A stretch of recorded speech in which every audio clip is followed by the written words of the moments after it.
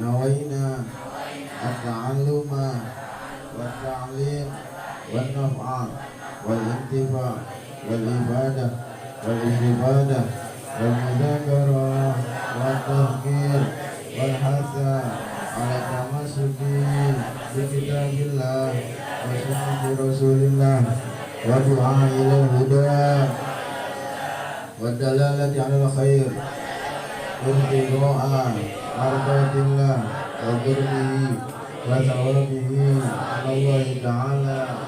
وصلى الله على سيدنا محمد وعلى آله وصحبه وسلم على حضرة المصطفى سيدنا مولانا محمد صلى الله عليه وسلم. الشيخ محمد بن أبو بكر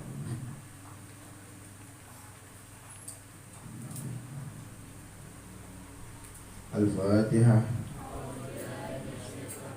بسم الله الرحمن الرحيم. قال المؤلف رحمه الله تعالى ونفعنا به وبعلومه في الدارين آمين.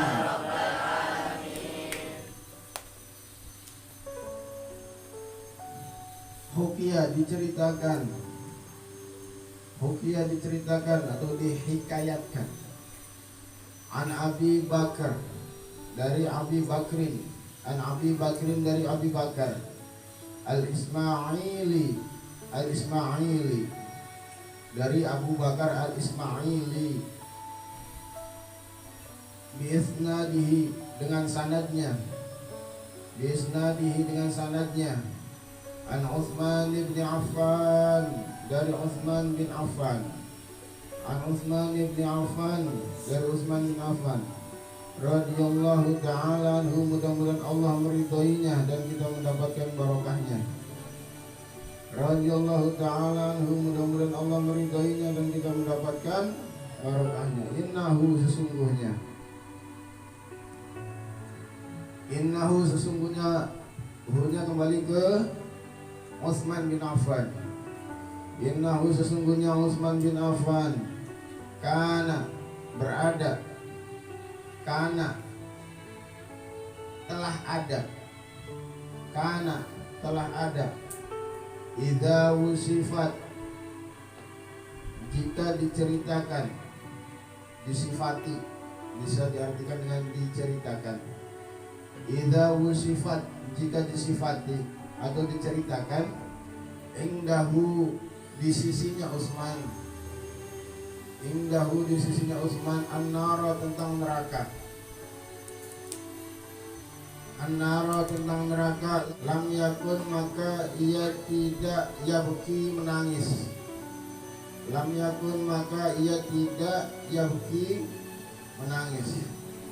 baka yabki menangis. Wa idza wusifat dan jika disifati atau diceritakan al-qiyamata hari kiamat, lam yakun maka ia tidak menjadi atau maka ia tidak ada, lam yakun maka ia tidak yabki menangis,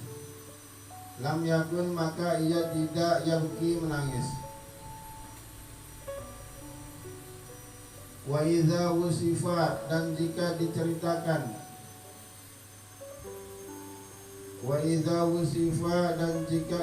diceritakan al-qabro kubur,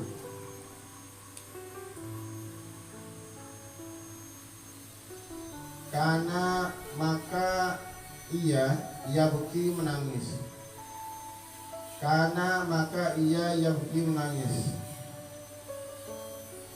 Fakila maka sebagian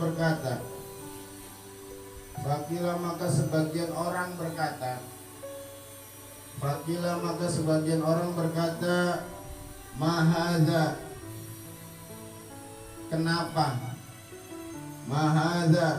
kenapa, arti aslinya apa ini, apa hadza ini, mahadza kenapa, ya amirul mu'minina wahai amirul mu'minin, wahai amirul mu'minin.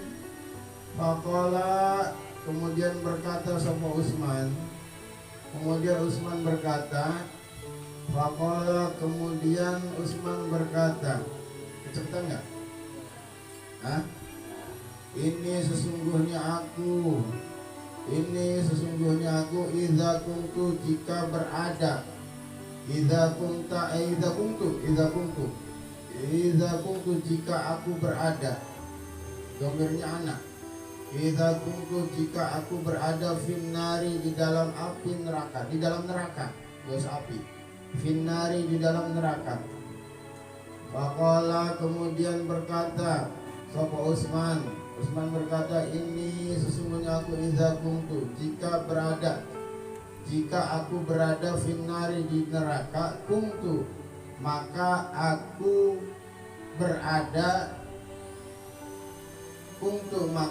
berada ma'an nasi, bersama manusia, wa idza kuntu, dan jika aku berada fil qiyamati, di hari kiamat, kuntu, maka aku berada ma'an nasi, bersama manusia,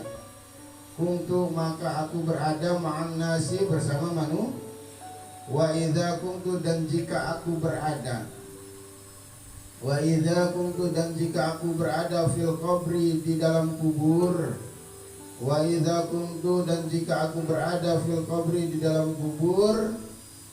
kuntu, maka aku berada wahidan, sendirian, lam yakun, maka tidak ada ma'i, yang bersamaku, ahadan, sendiri,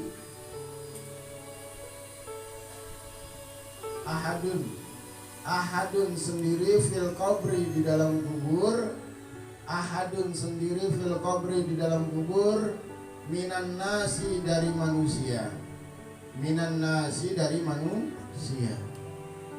ya. Diceritakan oleh Abu Bakar Al-Ismaili, dan ini pernah diceritakan, ya, sambung menyambung sampai kepada Utsman bin Affan radhiyallahu taala anhu. Siapa Utsman bin Affan? Sahabatnya Rasulullah yang menjadi khalifah menggantikan Umar bin Khattab, masuk ke dalam khulafaur rasyidin, ya. Utsman bin Affan salah satu sahabat Rasulullah yang kaya dermawan, enggak kaya doang, kaya dermawan. Kalau mau kaya gampang, ya, tinggal keragunan, pilih mau kaya apa. Tapi kalau kaya dermawan, nah itu Utsman bin Affan, kaya dermawan, ya kan? Utsman bin Affan pernah mengatakan, ya, kata beliau, sesungguhnya saya ketika diceritakan tentang neraka, maka saya nggak menangis, seserem apapun neraka, ya. Tahu nggak neraka bagaimana seremnya, ya? Nggak nangis. Sayyidina Utsman nggak nangis. Ketika diceritakan tentang hari kiamat, bagaimana kejadian hari kiamat? Diturunkan matahari oleh Allah, ya, seluruh isi alam semesta ini hancur lebur, tidak ada yang bisa menyelamatkan dirinya. Semua menyelamatkan dirinya masing-masing. Anak nggak bisa menyelamatkan orang tuanya, orang tua nggak bisa menyelamatkan anaknya. Itu kejadian hari kiamat. Tapi Sayyidina Utsman diceritakan tentang hari kiamat, nggak nangis, ya. Akan tetapi ketika Sayyidina Utsman diceritakan tentang kubur, ya, tentang kubur, kana yabki, maka beliau menangis. Nah, orang pada bingung nih. Ketika sahabat Utsman mau berkata seperti itu, loh kok diceritakan neraka nggak nangis, diceritakan hari kiamat nggak nangis, diceritakan kubur malah nangis. Ya kan? Akhirnya mereka bertanya, fakilah. Sebagian orang yang mendengarkan perkataan Sayyidina Utsman itu bertanya kepada Sayyidina Utsman, mahadha ya Amirul Mukminin, kenapa wahai Amirul Mukminin? Ya? Kemudian Sayyidina Utsman mengatakan, faqala inni idza kuntu finnar, ketika saya berada di dalam api neraka, ma'an nasi, kuntu ma'an nasi, saya bersama manusia, masih bareng-bareng di neraka. Ya, yang saya ceritain kamu disiksa, saya masih ngeliat tuh, Baidin lagi disiksa. Jangan diaminin. Mudah-mudahan terbebas dari neraka semuanya. Allah. Ya. Wa idza kuntu fil qiyamah, ketika terjadi hari kiamat. Ya, ketika kita berada di dalam hari kiamat nih, ya, itu Sayyidina Utsman diceritakan tentang hari kiamat, gak nangis. Kenapa? Kata Sayyidina Utsman, kuntu ma'an nas, karena saya masih bersama manusia. Kiamat masih banyak orang, masih melihat, ya kan? Menyelamat, walaupun sibuk menyelamatkan dirinya masing-masing di hari kiamat, tapi kita masih bareng-bareng. Ya. Wa idza kuntu fil qabri, ketika saya berada di dalam kubur, kuntu wahidan. Ya, saya sendiri. Ya kan? Tapi ketika saya diceritakan tentang kubur, ya, tentang kubur, saya menangis. Kenapa? Wa idza kuntu fil qabri, ketika saya berada di dalam kubur, kuntu wahidan, saya sendirian. Lam yakun ma'i, enggak ada yang bersama saya. Ahadan fil qabri minan nasi, saya sendiri, enggak ada manusia. Benar enggak? Ya kan? Dalam kubur sendirian, enggak rame-rame di kuburan. Ya. Kalau kamu dikubur rame-rame, satu orang berlima ngopi di kuburan. Ya. Ini enggak ada yang pakai ngopi. Enggak ada. Kenapa sendiri? Mas saya sendirian di dalam kubur, kamu sendirian berada di dalam kubur, ya. Yang bisa buka majelis di situ. Ya kan? Udah terhalang sama tanah-tanah sendiri. Jasad kita masuk ke dalam kubur sendiri. Maka ketika kita disiksa di dalam kubur, ya kan? Ketika kita berada di dalam kubur sendiri, maka gak ada yang bisa menyelamatkan kita. Ya? Maka ketika disiksa di dalam kubur, sesungguhnya atau hakikatnya yang disiksa sama Allah itu bukan jasad kita, tapi roh kita.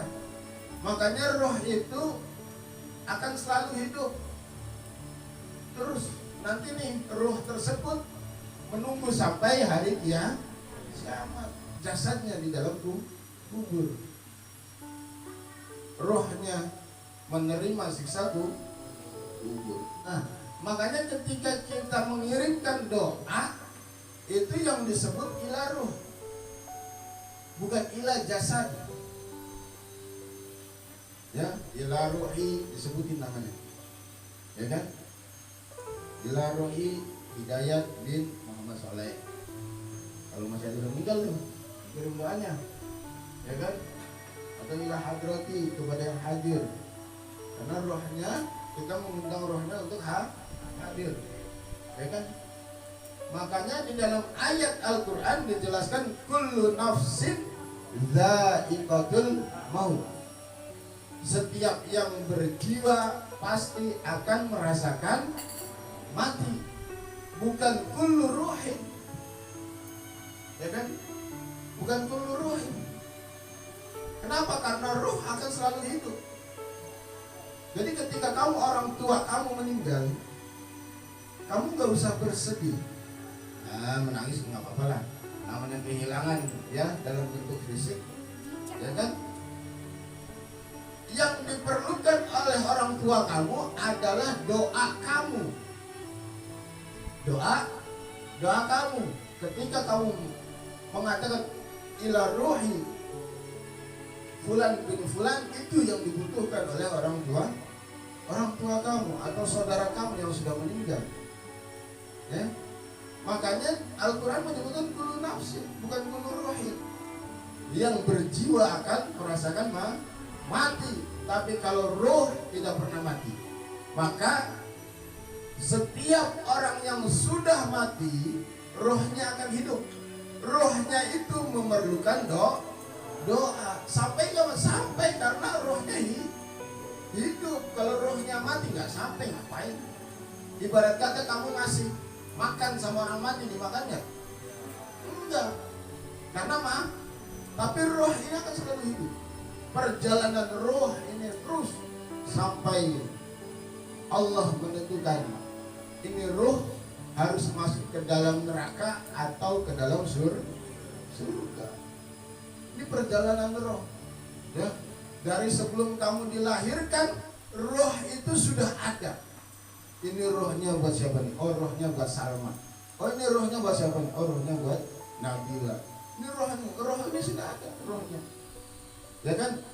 Makanya di dalam Al-Quran dikatakan kaifa takfuruna billahi wa kuntum amwatan fahyakum.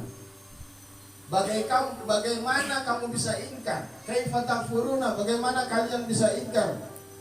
Ya. Billahi, kepada Allah. Wa kuntum amwata, padahal kamu tuh pernah mati. Dulu mati.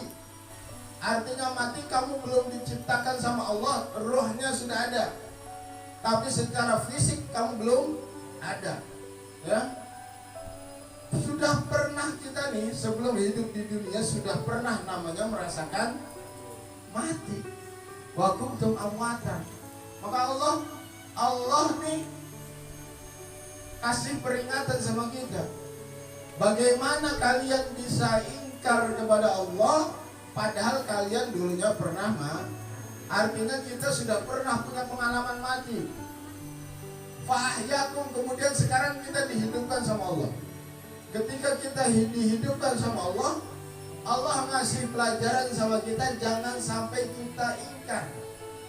Kenapa? Karena nanti ketika kita dimatikan lagi sama Allah, ya, ketika kita dimatikan lagi sama Allah, maka kita akan menerima akibat atau siksa dari apa yang pernah kita perbuat. Artinya mati yang pertama ini sebagai pengalaman kita.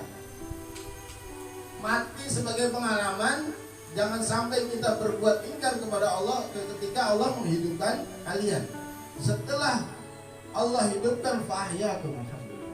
Ketika Allah hidupkan fahyakum, kemudian Allah hidupkan kembali kita nih, ya, fahyakum summa yumitukum, kemudian Allah matikan kalian lagi, masuk ke dalam kubur. Nih summa yumitukum yang sedang dialami oleh bapaknya Mas saya, oleh bapaknya Balda, atau misalkan orang tua atau saudara kalian yang sudah tidak ada, ini masuk ke dalam summa yumitukum. Nanti ketika hari kiamat baru summa yuhyikum, Allah hidupkan lagi itu kalian. Menunggu di hari kiamat. Summa ilaihi turja'un, setelah menjalankan hisab, setelah menjalankan melewati jembatan Shiratal Mustaqim, setelah menjalankan di mana ada padang mahsyar kita dikumpulkan, terus semua melewati proses-proses itu, summa ilaihi turja'un, kemudian kalian kembali kepada Allah. Jadi proses kehidupan kita ini masih panjang. Dimatiin, dihidupin, dimatiin lagi, hidupin lagi, baru dikembalikan kepada Allah. Nah, Kita ini sedang masuk ke dalam proses fa'ahyaku, yaitu di mana Allah sedang menghidupkan kita di dunia. Ketika kita berada di dunia, itu tergantung bagaimana amal perbuatan kita. Nanti, ya, kalian merasakan ketika summa yumitukum, Allah matikan, masuk ke dalam alam kubur. Di situ kalian sendiri, nggak ada, ya, nggak ada lagi yang jelekin kamu, nggak ada. Nggak ada lagi yang ngomongin kamu, nggak ada. Di dalam kubur, ya, yang ajak ngopi kamu nggak ada lagi, ya kan? Kamu sendiri. Maka Sayyidina Utsman menangis. Kenapa? Karena ketika kita sudah berada di dalam kubur, kita sendiri, nggak ada keluarga kita, nggak ada saudara kita, nggak ada teman kita, ya. Ketika kita menerima azab, menerima siksa kubur, yang disiksa roh kita. Jadi perjalanan roh ini masih panjang. Makanya ketika ada orang bilang gak nyampe nya berdasarkan apa? Loh, karena di dalam Al-Quran dijelaskan kullu nafsin dha'iqatul maut, setiap jiwa itu sudah jiwa akan merasakan mati. Ketika mati, ya sudah, orang itu gak bakal bisa ngapa-ngapain, katanya kan gitu. Ketika sudah mati, orang gak bisa ngapa-ngapain, gak bakal namanya bisa menerima doa, gak bakal namanya bisa menerima makanan atau yang lain, gak bisa dikirim. Nah, ini orang salah. Jelas-jelas Al-Quran menjelaskan yang mati adalah jiwanya, fisiknya, jasadnya. Tapi rohnya akan selalu hidup. Maka yang kita kirim ila roh, ila arwah, jama dari roh, ya kan? Bukan ila jasad, bukan ila nafsi, ya, paham? Wa inna, dan sesungguhnya miftahul qabru, kunci kubur. Wa inna, dan sesungguhnya miftahul qabru, kunci kubur, ma'a Israfil, bersama Israfil. Kuncinya kubur itu yang megang malaikat Isra alaihi salam, atasnya keselamatan. Wahua, dan malaikat Israfil, ya, wahua, dan dia itu malaikat Israfil, yaftahuhu, membuka kubur, yaftahuhu, membuka kubur, yaumal qiyamati, pada hari kiamat. Yaumal qiyamati, pada hari kiamat, ketika malaikat Israfil meniupkan trompetnya,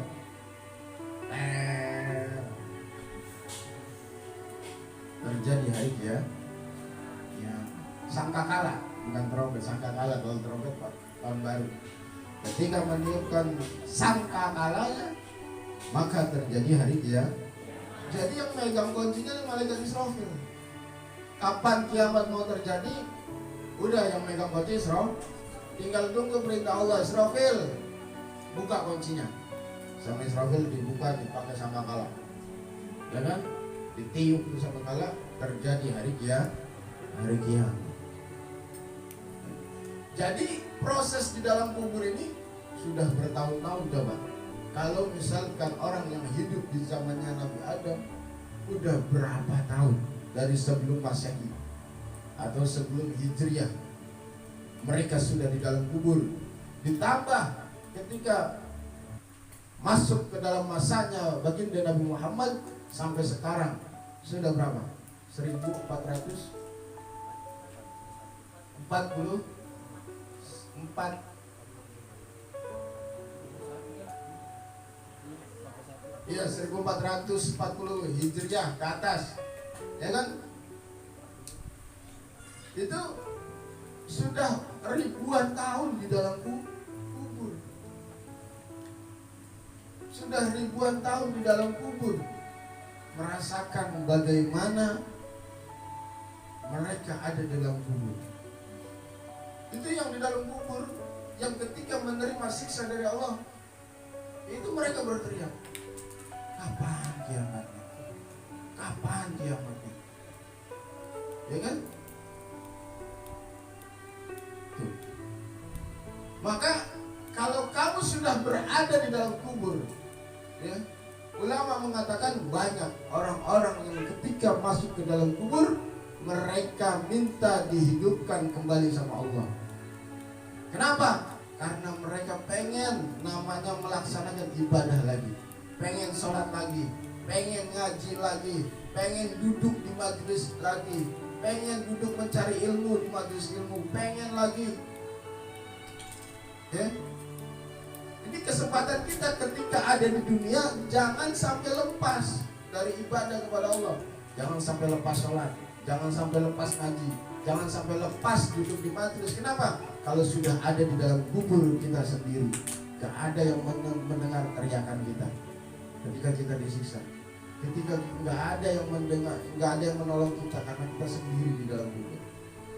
Apa yang kita minta cuma, ya Allah hidupkan saya lagi, ya Allah hidupkan saya lagi, saya mau sholat walaupun hanya sejenak.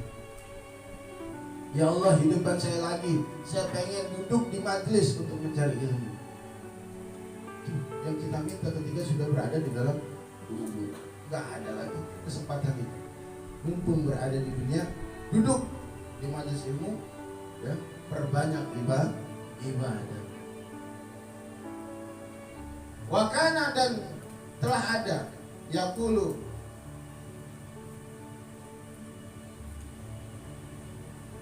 berkata Sayyidina Utsman, yaqulu berkata Sayyidina Utsman, man kanatid dunya, barang siapa yang menjadikan dunia,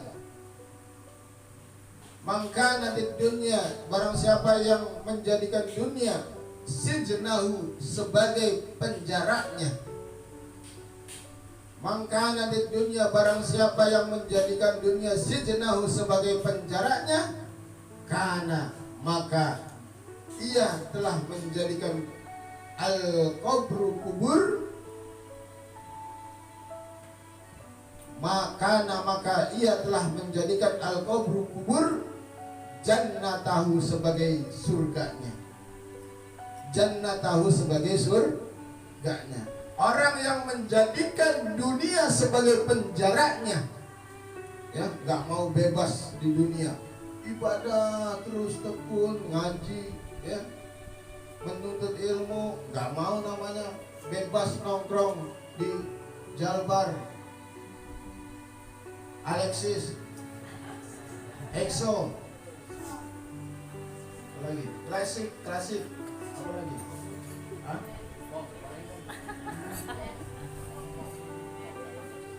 Apa Rik? Oh, masa tahuan masa ayat sih. Ya. Orang yang tidak terbebas di dunia, gak mau ke dunia malam, gak mau bermaksiat, dia terus beribadah kepada Allah, menjadikan dunianya ini sebagai penjaranya, maka kuburnya akan menjadi surganya. Wa man kana di dunia, dan barang siapa yang menjadikan dunia, mana? Benar ya? Wa man kana di dunia, dan barang siapa yang menjadikan dunia jannatahu, sebagai surganya. Wa man kana di dunia, dan barang siapa yang menjadikan dunia jannatahu, sebagai surganya, kana, maka dia telah menjadikan al-qabru, kuburnya, mahbasahu, sebagai penjaranya. Mahbasahu, sebagai penjaranya. Orang yang menjadikan dunianya sebagai surganya, tiap hari maksiat, ya, oh ceweknya banyak, apalagi tidurnya malam, online sama, ya, dia senang Selalu dia malam WA-an, ya, sampai bayangin wajahnya, kirim-kiriman foto.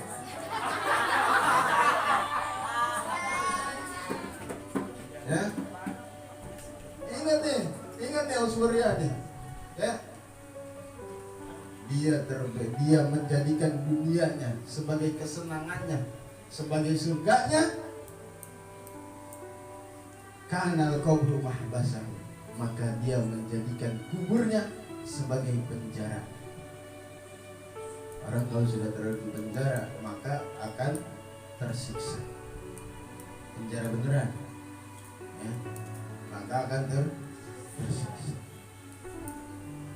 Wa man kanat, dan barang siapa yang menjadikan al-hayatid dunya, kehidupan dunia. Makanya Mas Ed dulu waktu masih kuliah, masih menjadi mahasiswa, Mas Ed pernah memulangkan satu orang wanita Malang di Damri. Dulu Mas Ed melakukan, terinspirasi sama dakwahnya Gus Miftah. Jadi sebelum Gus Miftah viral, Mas Ed sudah pernah melakukan itu. Tapi Mas Ed gak viral-viral. Kalah ilmu, kalah nasib. Itu pernah Mas Ed datang masuk ke situ. Mungkin kalau orang lihat akan menjadi fitnah. Tapi waktu itu Mas Ed belum ada nas. Mas Ed cuma terinspirasi sama Gus Miftah. Orang itu kalau dakwah jangan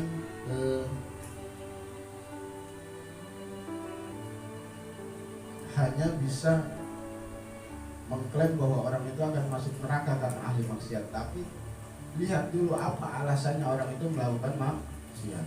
Orang mencuri bisa jadi karena keluarganya belum makan, akhirnya dia melakukan perbuatan seperti. Makanya kita kan punya cara.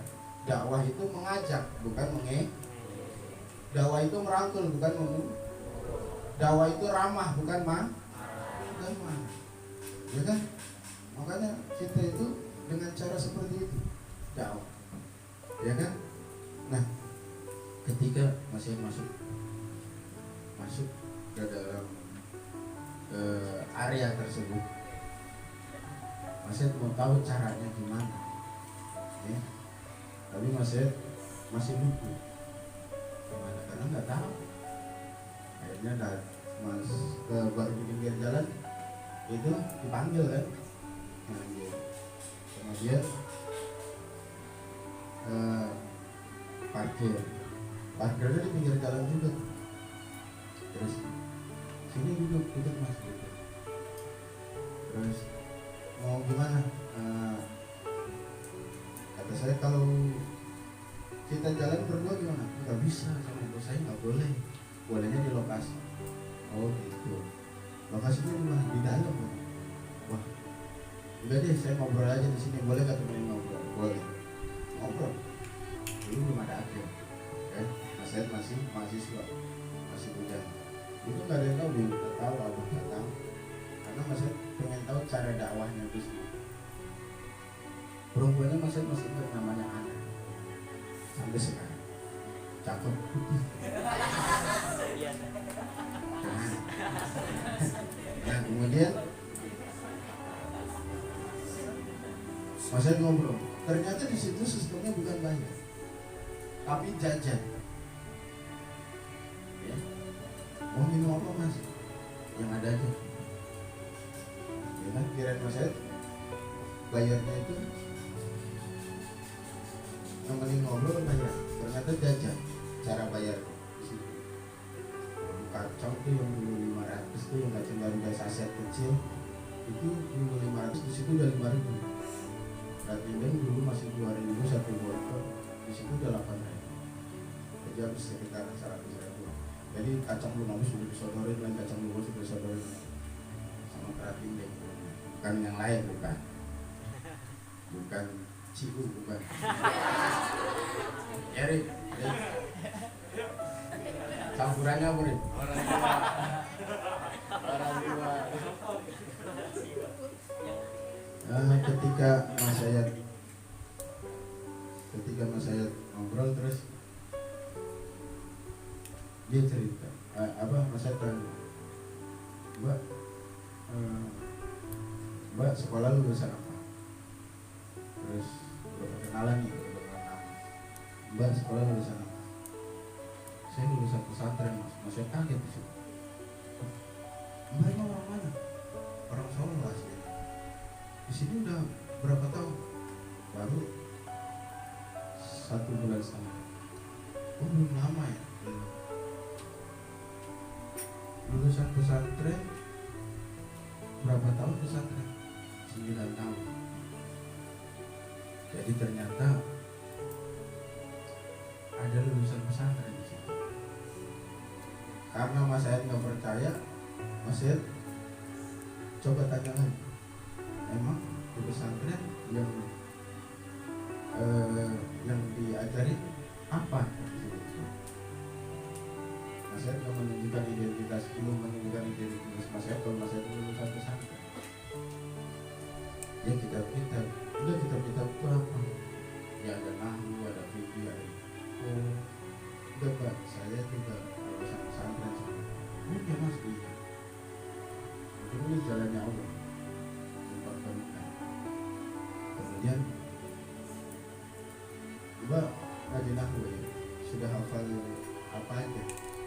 Ya banyak dunia muridnya hafal ini. Karena Mas Ayat nggak percaya, Mas Ayat coba baca ulang.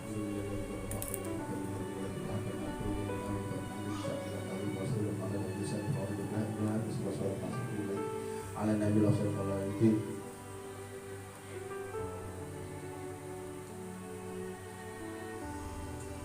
Kalau sudah bermakna bahwa bisa dipengaruhi dengan hadis masalah. Pokoknya dia bacain sebelum baik. Kemudian masih lancar. Sekarang sih dia harus ngapalin dulu. Jadi kalau sejam suruh ngapalin, insya Allah siaplah separan sama kalian. Itu sampai akhirnya Mas Ayat coba kalau mau lafzamu fil musnadu wal filmatu lafzamu fil mufradu wa fi haditsin ma fi namu wa hadhihi salah sayal kali era huruf dalir akhir kali. Terus jadi di situ Mas Ayat cuma ngetes hafalannya ternyata benar Imriti.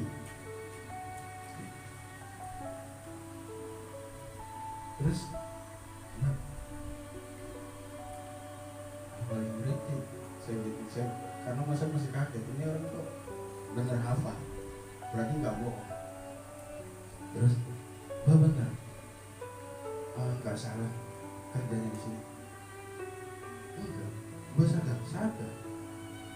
Terus ya nggak apa-apa, dia ngomongnya agak pelan takut ketahuan terus. Terus kata saya, alasannya apa Mbak kerja di sini?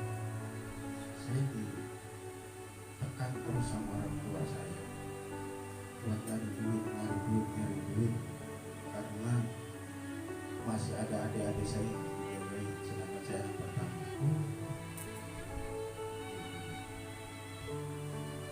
Ya akhirnya saya terpaksa kalau masih ada kerja di Jakarta, saya di Jakarta. Nah ternyata di sini. Terus Mbak kirim mana orang saya supaya orang tua di sini. Apa nggak sayang Pak lulusan pesantren? Kalau misalkan ngajar ngaji atau yang lain kan masih ada penghasilan. Oh enggak, di kampung ngajar ngaji nggak bisa dapat penghasilan besar dari sini. Terus apa Mbak nggak sayang sama pesantrennya 9 tahun? Berapa orang yang dikecewakan? Kalau guru Mbak tahu, kiainya tahu, Mbak ada di sini. Dan kalau orang tua Mbak tahu ternyata Mbak kerjanya seperti ini, apa Mbak gak merasa berdosa atau bersalah terhadap mereka? Mungkin kalau kita melakukan dosa untuk diri sendiri, kita gak merepotkan orang, gak mengecewakan orang. Tapi kalau sudah seperti ini, berapa orang yang dikecewakan? Ya kan? Dia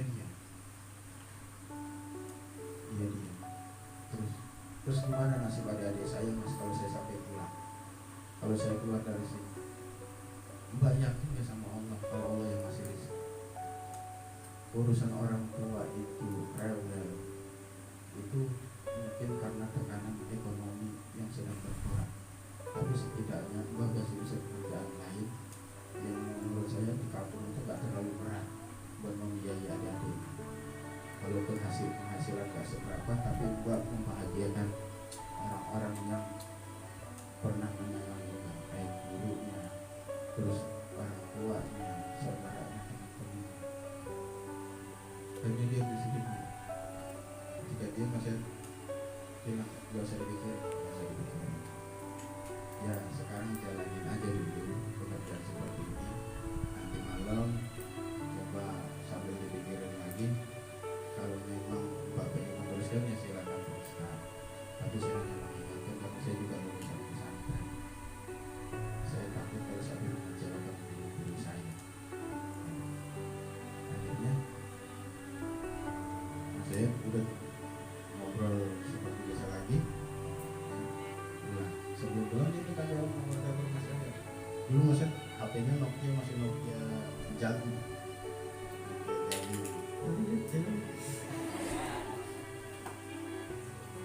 Dan nomor HP. Selang seminggu kemudian tiba-tiba ada SMS.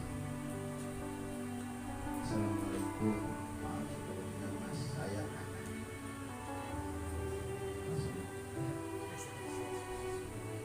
pengen minta maaf dan pamit karena hari ini saya pulang ke Solo dengan pertimbangan yang pernah dia kemarin sampai berikan gitu kan. Alhamdulillah saya terbuka dan saya kembali pulang ke Solo. Ya kan? Coba kalau kita misalkan dengan cara yang kasar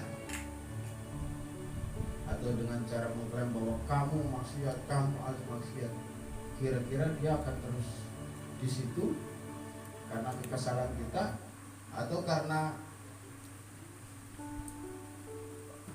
atau dia akan pulang? Jadi dengan cara seperti itu dia bisa pulang. Besoknya ya masa nggak mau ke situ lagi, ya cukup satu orang aja. Alhamdulillah itu bersyukur bisa pulang. Sampai terus 1 bulan kemudian alhamdulillah saya di kampus sudah dapat kerjaan begini-begini sambil ngajar ngaji kecil-kecilan. Ya alhamdulillah sampai akhirnya udah ya karena masih juga hanya bersyukur maksudnya kepada Allah, nggak mau meladenin, ya kan? Kalau Baldin kan buat kesempatan. Wah, bikin SMS nih, SMS lagi, balas lagi SMS lagi kalau masih enggak.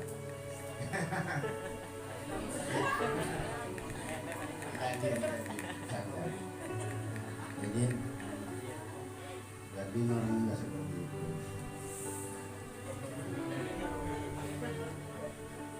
Sekarang ya seperti itu. Wa man kanat, dan barang siapa yang menjadikan al-hayatad dunia, kehidupan dunia, qayyidahu sebagai talinya, atau dia mengikat dunianya, ya, mengikat kehidupannya di dunia, artinya dia nggak mau bermaksiat, nggak mau ke tempat yang lain, ya, hidupnya fa'innal mauta, maka sesungguhnya kematian itlaquhu sebagai pembebasannya. Orang yang mengikat kehidupannya di dunia, maka kematian sebagai pembebasannya. Seperti dilepas dari tali ikatannya, dia bebas. Wa man taraka, dan barang siapa yang meninggalkan nasibahu sebagiannya fit dunia, di dunia, orang yang meninggalkan sebagiannya di dunia, istaufahu, maka kematiannya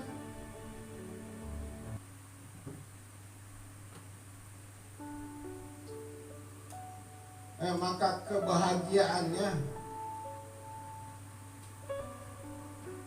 kebahagiaannya fil uqba di akhirat.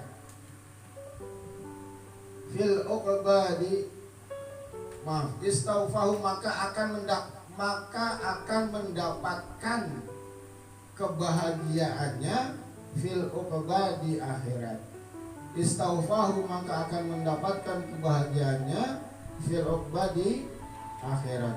Wakana, dan telah ada, yaqulu, berkata sama Utsman bin Affan berkata, khairun nas, sebaik-baik manusia, man taraka, barang siapa yang man taraka, orang yang meninggalkan ad-dunya, dunia. Sebaik-baik manusia adalah orang yang meninggalkan dunia qabla an rokahu, sebelum dunia meninggalkannya. Qabla an rokahu, sebelum dunia meninggalkannya. Khairun nas, sebaik-baik manusia adalah man tarokat dunia, orang yang meninggalkan dunia qabla an rokahu, sebelum dunia meninggalkannya. Wa arda, dan telah mendapatkan Rabbahu, wa arda, dan telah mendapatkan ridho, wa arda, dan telah mendapatkan ridho Rabbahu, Tuhannya. Wa arda, dan telah mendapatkan ridho Rabbahu, Tuhan. Qabla ayyalqahu, sebelum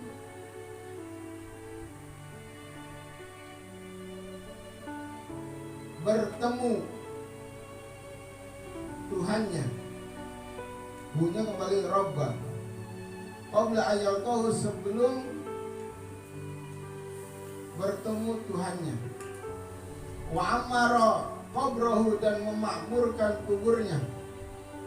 Wa amara qabruhu, dan memakmurkan kuburnya. Qabla ayyud khilahu, sebelum memasuki kuburnya. Ya.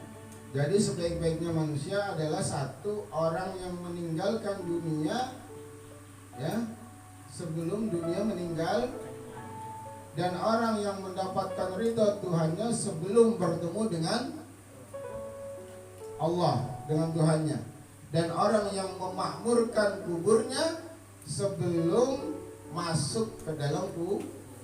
Bagaimana sih orang yang memakmurkan kubur?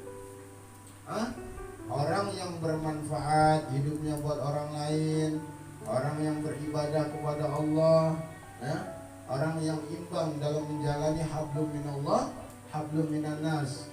Dia berhubungan dengan Allah dengan cara ibadahnya, dan berhubungan dengan manusia dengan cara memberikan manfaat, ya. Itu orang yang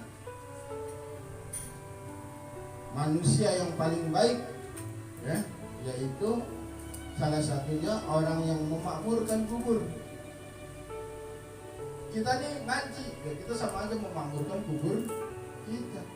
Kita sholat sama aja kita memakmurkan kubur kita. Kenapa? Supaya kita nggak tersiksa di dalam kubur, ya, supaya ntar kuburannya terang, ya kan? Makanya ammar itu artinya memakmurkan dengan cara ammar itu memakmurkan dengan cara membangun kubur kita supaya kubur kita itu menjadi terang. Kalau amaro ya'muru, memakmurkan dengan cara meramaikan. Makanya Allah perintahkan di dalam Quran itu bukan innama yu'amiru masajidallah, tapi innama ya'muru masajidallah, artinya memakmurkan dengan cara meramaikan masjid, bikin pengajian, sholat berjamaah. Itu namanya memakmurkan masjid. Kalau ngebangun, dia memakmurkan dengan cara yu'amiru, dikasih AC biar yang sholat nyaman. kasih karpet yang empuk, ya kan, lampu yang terang, di kaligrafi, itu amir. Tapi yang sesungguhnya memakmurkan itu dengan yang muru. Wallahu a'lam bishawab.